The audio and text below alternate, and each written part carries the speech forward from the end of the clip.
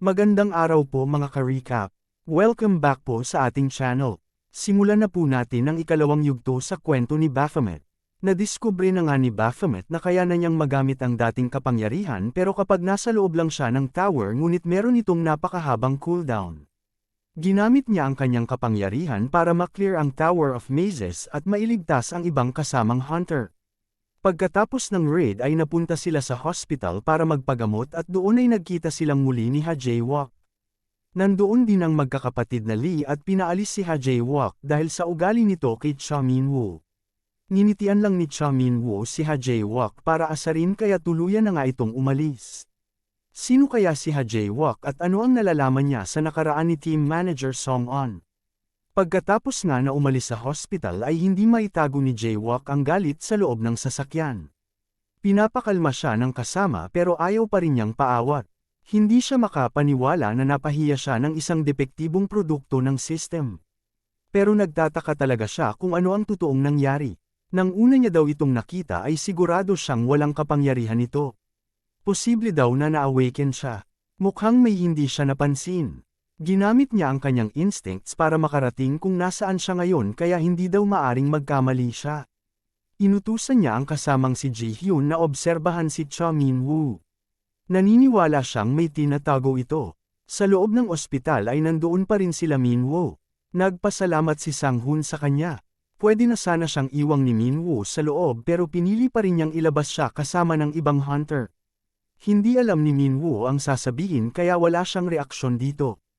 Sinabi ng kapatid ni Sang-hoon na mabuti kung lumabas sila nang makapag-usap ang dalawa, niyaya ni Director Lee si Song-on na mag-usap tungkol sa negosyong plano niyang itayo.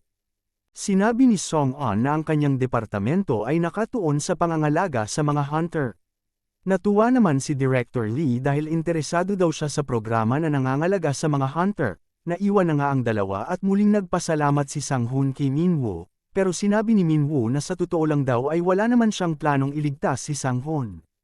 Kung hindi dahil daw sa kay Reaper ay iiwan niya talaga ito. Pero si Reaper ay nakiusap na iligtas siya dahil nakukonsensya ito at iniisip na siya ang dahilan kung bakit ka nasama sa loob ng templo. Pero para kay Sang-hoon, ayos lang sana sa kanya na mamatay sa loob ng tower pero masaya siya dahil ligtas daw si Hunter Reaper at Baphomet. Huminhingi din siya ng paumanhin kay Baphomet. Sinabi ni Min-woo na sa tingin niya ay hindi lang sa pumunta dito para magpasalamat at humingi ng tawad. Ano daw ang gusto niya pang sabihin, sinabi ni Sang-hoon na kahit ano pa ang intensyon ni Baphomet ay hindi pa rin may kakailanan niligtas ni Min-woo ang buhay niya kaya kung anuman ang kahilingan ni Min-woo ay ibibigay niya basta abot ito ng makakaya niya. Sinabi ni Min-woo na parang sobra-sobra na ang pasasalamat niya pero hindi daw siya tatanggi. Una daw ay kung pwede niyang ubusin ang pagkain. Pangalawa ay hindi na niya kailangan bayaran ang armor na sinira niya. Sinabi ni Sang-hoon na sa kanya ang pagkain yan kaya malaya siyang ubusin ito at ang armor naman ay wala namang halaga sa kanya. Tinanong niya si Min-woo kung ito lang ba ang kanyang gusto. Napaisip si Min-woo kung ano ang hihilingin niya.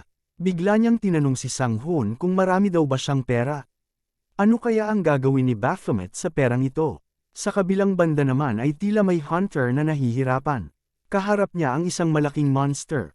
Sa isip niya ay hindi niya ito kayang harapin mag-isa. Kung meron lang daw sana siyang kasama, ang monster na ito ay makakaya nila. Pero biglang sumulpot si Song-on. Sinabi niya na huwag na itong mag-alala kung kailangan niya ng kasama. Meron daw siyang alam na party matching system para sa mga hunter. Meron din silang rental system na pwedeng maka-arc-ila ng kagamitan. Kung utang ang pag-uusapan, nagpapautang din sila ng mas mababa ang interest kumpara sa mga bangko. Kung anumang serbisyo at suporta ang kailangan nila, ang Central Hunter Management daw ang magbibigay nito sa kanila.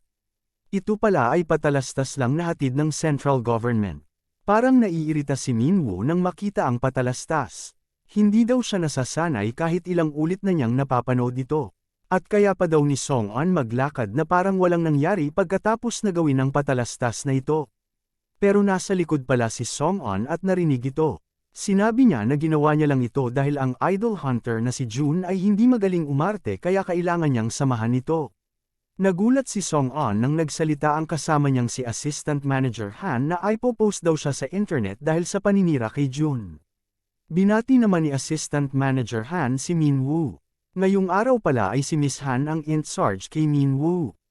Tinanong din ni Song-on kung nakita na daw ba nila ang balita. Kumalat na daw sa media ang totoong pagkatao ng nabansagang hunter na scammer. Walang iba kung hindi si Cha Minwoo. Mukhang ito daw ang hininging pabor ni Minwoo sa kay Sang-hoon. Plano pala lahat ito ni Cha Minwoo.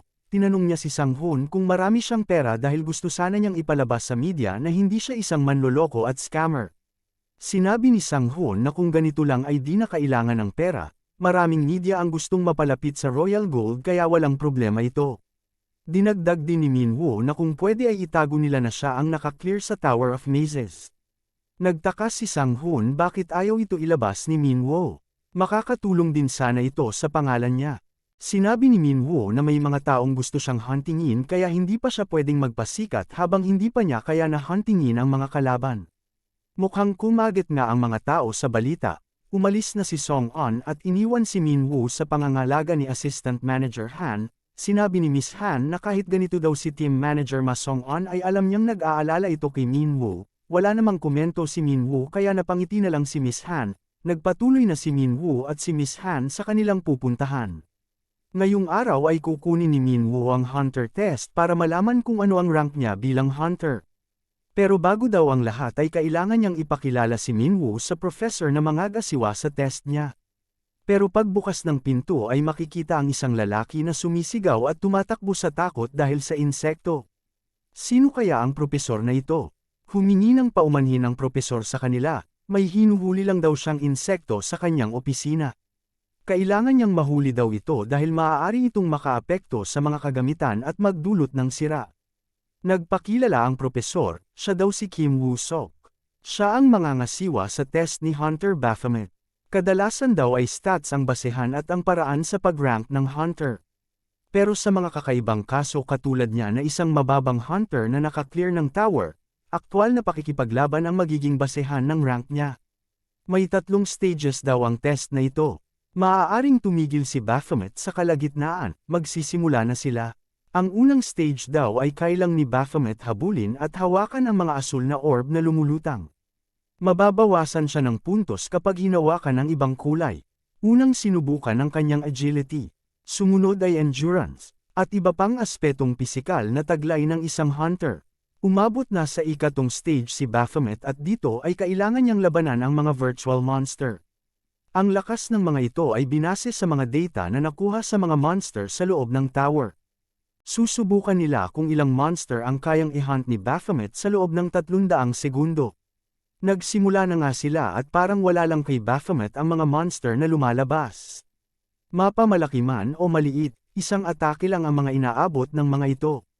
Naubos na niya ang mga monster pero sinabi ng propesor na meron pa siyang isang boss-type monster na ilalabas.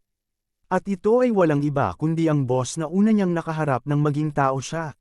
Napangiti si Baphomet dahil matagal din silang di nagkita. Kung dati ay wala siyang nagawa, ngayon naman ay dudurugin niya ito.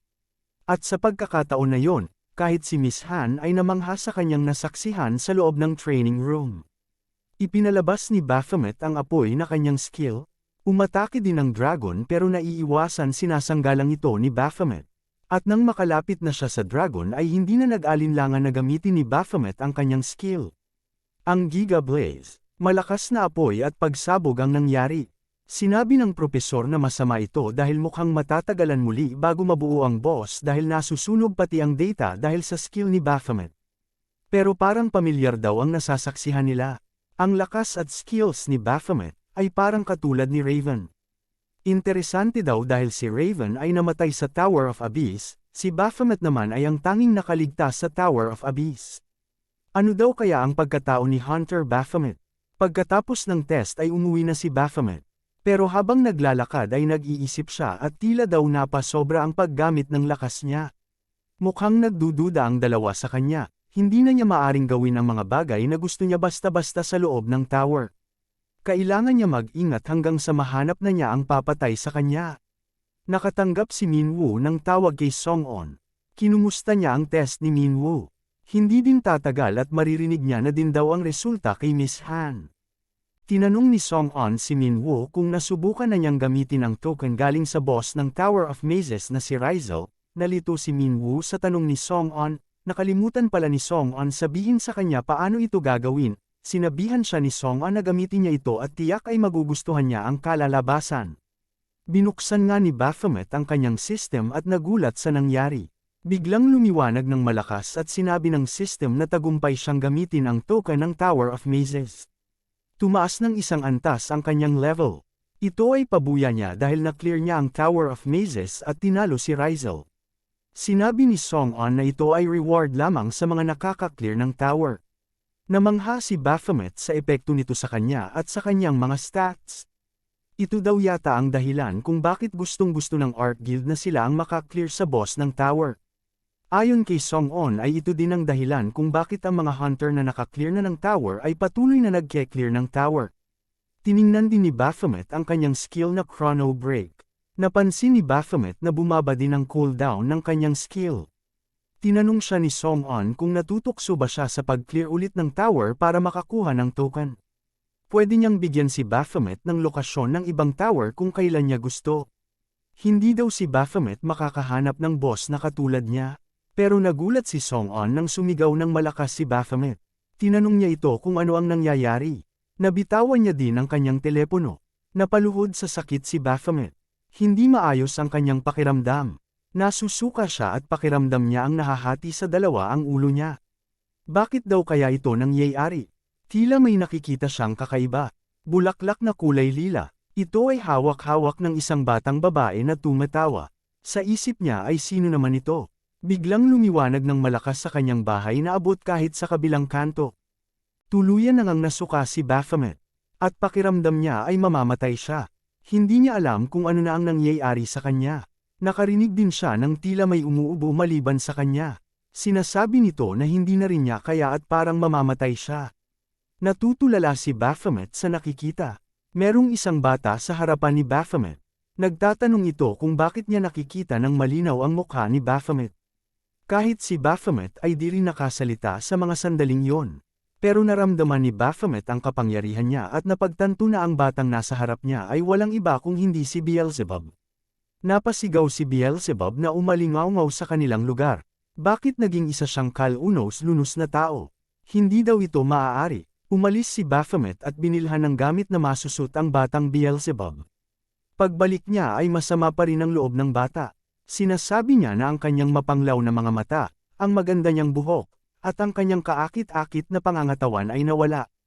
Sinisisi niya si Baphomet. Siya daw ang may kasalanan ng lahat na ito. Nangyari daw ito dahil inabsorb ni Baphomet ang enerhiya ng ibang boss. Dahil sa kapangyarihan ng ibang boss, ay lumabas sa pagkatao ni Baphomet ang batang Beelzebub. Pero paano daw siya naging batang lalaki? Tanong ni Baphomet. Hindi rin alam ni Beelzebub. Siguro dahil ito ang anyo na nababagay sa mundo ng mga tao. Pero bakit sa dinami-dami ng pwede, ay bakit bata ang naging kanyang anyo? Ang masama pa sa lahat ay naging mahina din siya dahil mahina din si Baphomet. Napagtanto ni Baphomet na ibig sabihin, kontrolado niya pa din si Beelzebub. Halata naman daw dahil lumabas nga siya sa katawan ni Baphomet. Sagot ni Beelzebub. Kaya sinabi ni Baphomet na maaari niyang gawin sa kanya anuman ang gusto niya. Naaalala daw ni Baphomet na mukhang may sinasabi ito sa kanya na hindi maganda sa loob ng Tower of Mazes habang nilalabanan ang boss. Biglang tumakbo ang bata sa takot at agad naman siyang hinabol ni Baphomet. Ipapakita daw sa kanya ni Baphomet kung paano siya namumuhay at kumakain ng maayos habang naka-cooldown ang Chrono Break na skill. Hindi makapaniwala si Beelzebub na naalala niya pa ito, pero may mga taong nakasalubong at napatigil si Beelzebub. Paglabas ni Baphomet ay nalito siya sa nakikita.